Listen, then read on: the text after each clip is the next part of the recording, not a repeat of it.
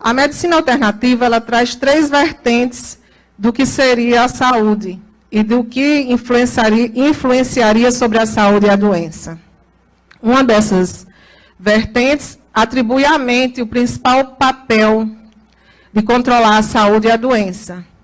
Uma outra, mais baseada na filosofia indiana e chinesa, atribui a energia vital, ou prana, ou chi, que seria responsável pela cura. E uma terceira atribui tudo isso a Deus. Deus é que seria o responsável pela saúde ou pela doença. A Organização Mundial de Saúde, ela tem incentivado enormemente, né, a prática alternativa. E a religiosidade, ela não fica de fora. E, como eu mencionei anteriormente, existem inúmeros estudos, principalmente nos Estados Unidos, demonstrando a importância da espiritualidade na saúde. Pessoas que enxergam Deus como um remédio, um ser que as liberta dos problemas em suas vidas, geralmente são mais felizes e satisfeitas com sua saúde. Isso não é um pensamento meu, isso é um pensamento de muitos pesquisadores. A minha pesquisa, ela procurou estudar os efeitos da religiosidade sobre a hipertensão arterial. Então, eu trago alguns efeitos que são mencionados para o aparelho cardiovascular, que fez parte do meu referencial na pesquisa. A própria pesquisa, eu obtive um resultado qualitativo em que os indivíduos atribuíam a melhora da sua pressão arterial à sua prática religiosa. Então, alguns chegavam e diziam, depois que eu fiz tal novena, minha pressão controlou. Depois que eu passei a ir para o centro toda semana, minha pressão controlou. E assim por diante. E eu deveria, claro, valorizar o que o indivíduo estava me dizendo, né?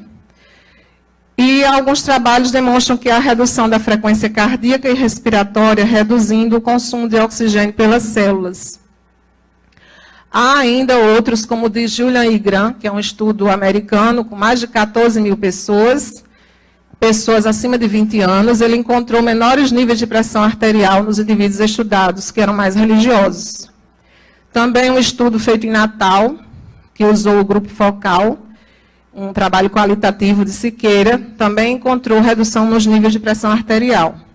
Outro trabalho americano foi o de Bertinson.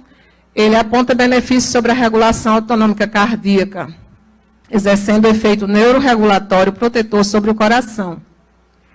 Então, ele observou que existia um maior equilíbrio entre o sistema nervoso simpático e parasimpático nos indivíduos religiosos do estudo.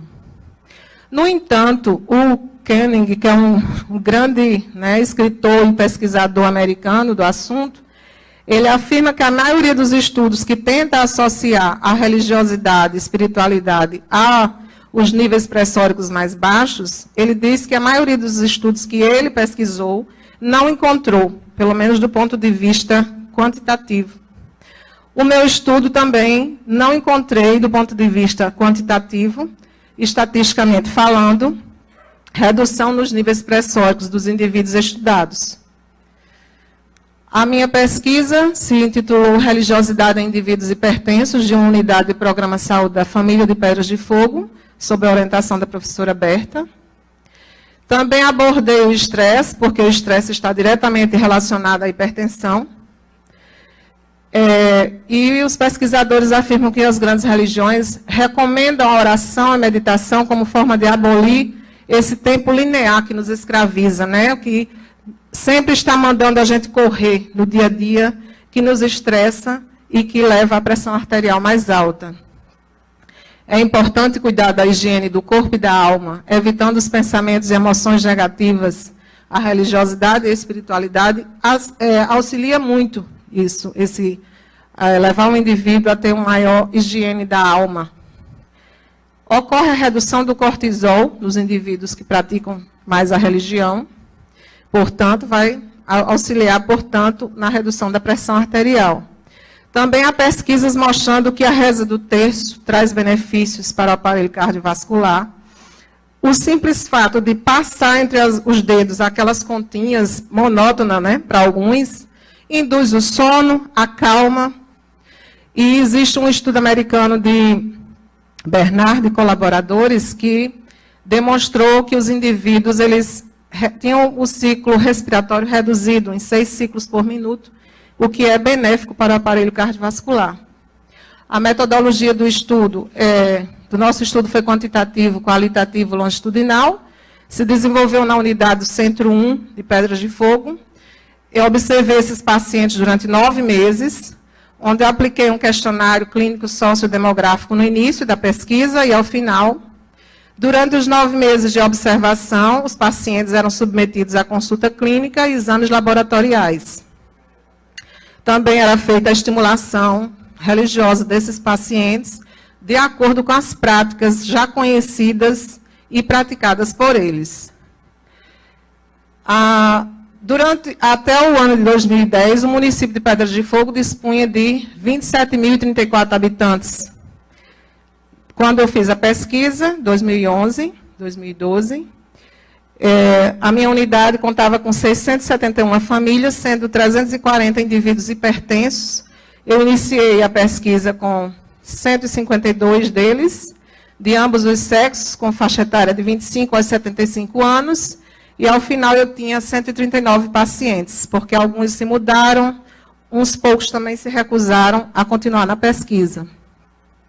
O estudo foi aprovado pelo Comitê de Ética da UFPB, e nós tínhamos pacientes com vários credos religiosos. Tínhamos um espírita, uma paciente que frequentava 3 crenças religiosas diferentes, outro da Igreja Universal do Reino de Deus, tinha 2 testemunhas de Jeová, 3 que se disseram sem religião, 27 protestantes, 104 católicos. Os instrumentos, como eu já mencionei, o questionário, e fiz uso do exame clínico laboratorial na pesquisa. A minha amostra contou com pacientes nessas faixas etárias, sendo que a maior incidência de pacientes foi entre 55 e 64 anos. E os indivíduos tinham esse variado nível de escolaridade, desde analfabetos até o ensino superior completo. A nossa realidade brasileira no interior, infelizmente, ainda tem muito paciente com um nível de escolaridade baixo, como a gente vê, 72 eram do fundamental incompleto. E existe uma pesquisa feita no Rio Grande do Sul, com o Marques, no ano de 2003, em que ela falava justamente que para trabalhar a religiosidade das pessoas, nós podemos fazer isso em qualquer lugar, com pessoas de qualquer nível de instrução, sem muitos recursos. De fato, foi o que eu fiz, né? Não tinha muito recurso, e tinha pessoas analfabetas de pouca instrução, mas que dava para responder muito bem o questionário, com auxílio. Nós tivemos, quanto ao sexo e estado civil, 4 indivíduos masculinos solteiros, 28 femininos, casados, o número foi maior. Não que os casados sejam mais hipertensos, mas muitas vezes o cônjuge ele leva mais o outro a procurar o serviço médico, ele tem mais cuidado. Entre os viúvos também foi o maior número de mulheres. Também nós sabemos que a mulher ela tem uma expectativa de vida maior do que o homem. União estável, divorciados, o número caiu um pouco. O número de mulheres foi bem superior ao de homens, 121 mulheres, 18 homens. Nós sabemos que o homem procura menos o serviço de saúde e, além do mais, a mulher ela passa no decorrer de sua vida pelas transformações do corpo devido aos hormônios, né? Na gravidez, na menopausa, que muitas vezes leva à hipertensão. As práticas religiosas estimuladas na pesquisa, a ida aos cultos e igrejas e grupos religiosos.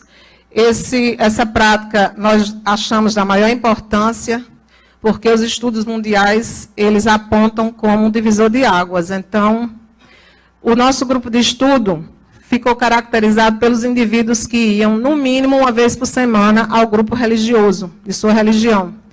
Os que iam menos de uma vez por semana passaram a fazer parte do grupo controle. Foi incentivada a oração pessoal, a reza do texto, leitura da palavra, a meditação, intercessão. Nos resultados, eu achei importante destacar aqui mais os resultados qualitativos. Então, no que diz respeito à cura pela fé, nós tivemos 108 entrevistados que responderam já ter se curado ou melhorado de algum mal com auxílio da fé. Apenas 31 deles disseram não ter tido esse tipo de experiência.